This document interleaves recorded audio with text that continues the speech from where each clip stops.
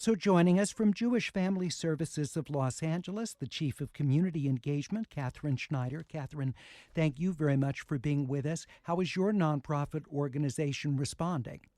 Well, first of all, thank you so much, and thank you for bringing light to this issue that is crucial at that time. JFSLA has food pantries. We have 2 physical sites, and we have pop-up sites throughout the county. And then we also are a human service agency with clients, many of whom are CalFresh recipients. And so in terms of our food pantries, we have worked to increase our inventory. We have seen a 41% increase in new clients already comparing last week to this week. Last week, we distributed 40,000 pounds of food. This week, as of yesterday, Wednesday, we were at 45,000 pounds. So people are very concerned. We have people showing up in tears. There's a lot of misinformation. Some of our clients are confused. They're spending down their cards because they think that they're going to be lose what's on the card. Correct. And so just to clarify, any funds that are on your EBT card, they're not going to go away Saturday, but there's no recharging of the card. Correct. We're at 866-893-5722. Again, if you're a CalFresh recipient, what are your plans? I'd just like to hear, what are you doing? Have you purchased in advance, as we've just heard some people are doing? Catherine telling us about that. Have you left money on your EBT card? You've sort of rationed yourself to be able to have more money available for purchases heading into the next work week. 866-893-5722. Catherine, the logistical challenges of this must be big because presumably you've got, places you warehouse, you store.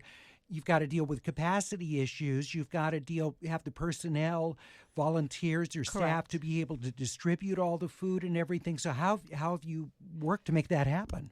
So we do have a warehouse space, and again, we have stocked our inventory.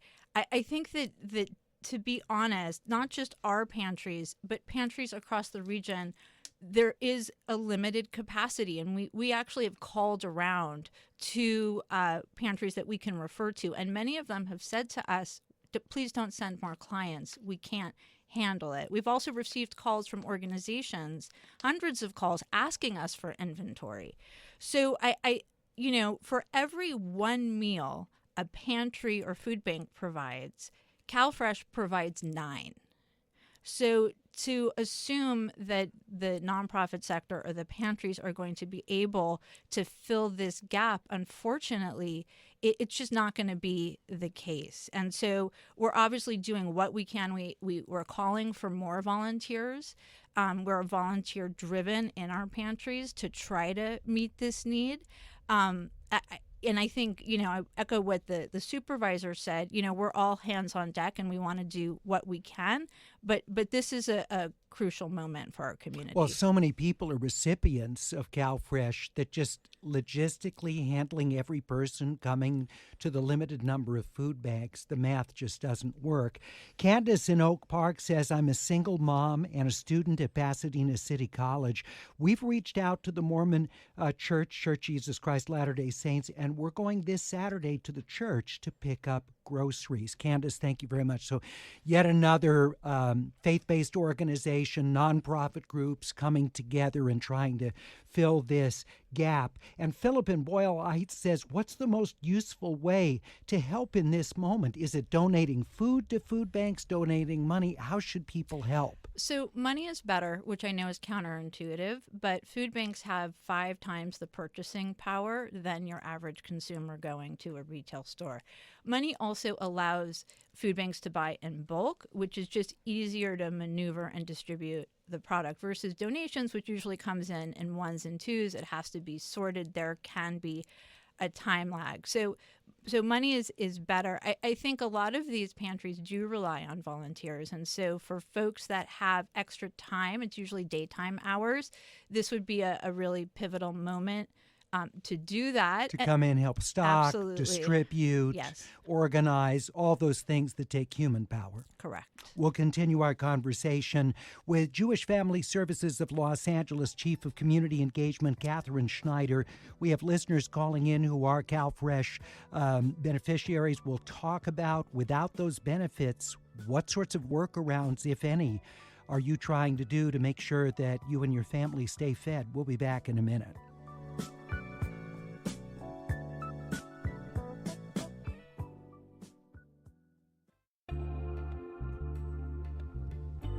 It's AirTalk on LAist 89.3. I'm Larry Mantle. Breaking news from sports.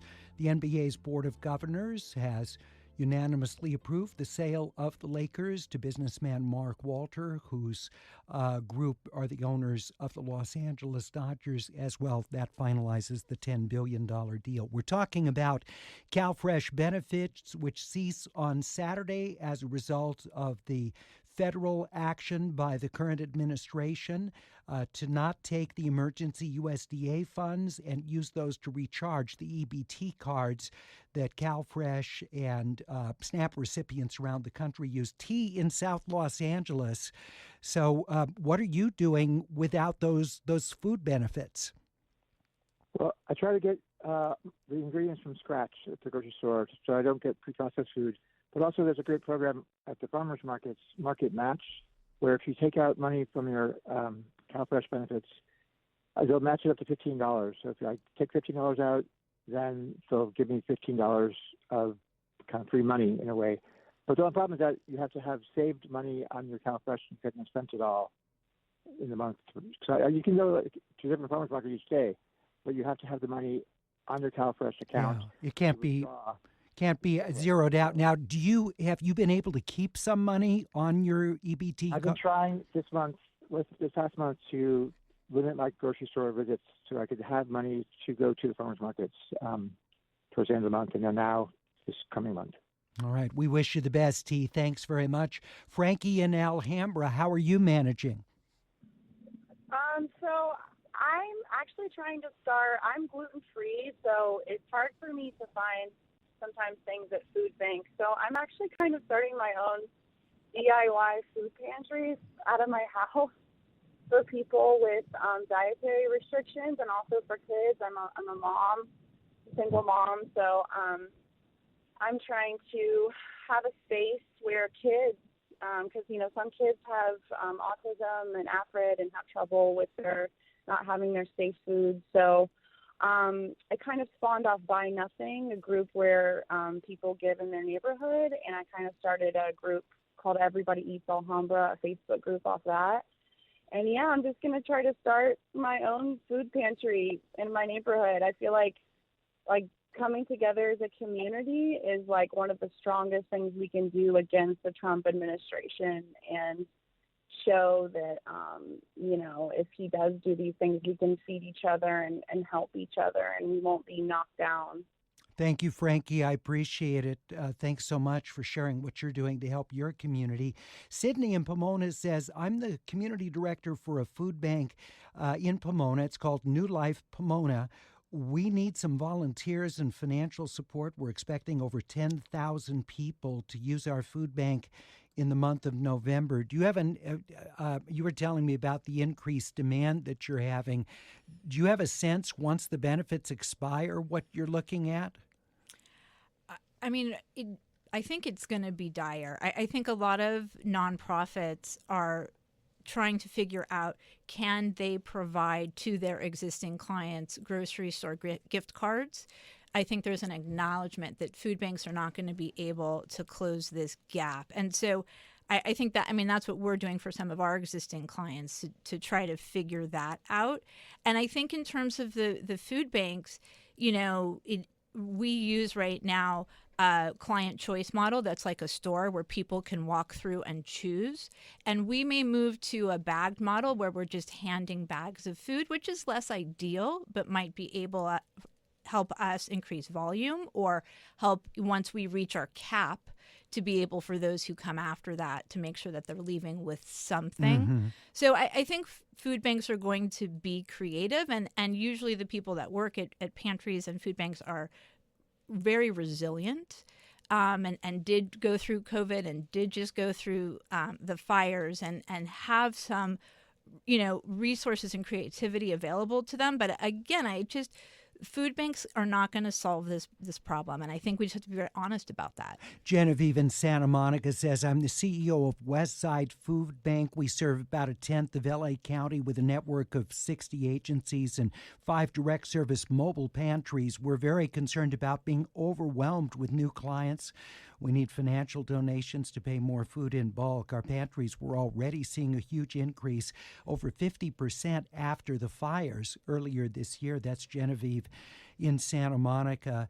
And Lionel in Sun Valley says, for those about to lose their benefits, I recommend following the LA neighborhood councils if you live in the city of Los Angeles, because many of the councils provide information about food distribution in their communities.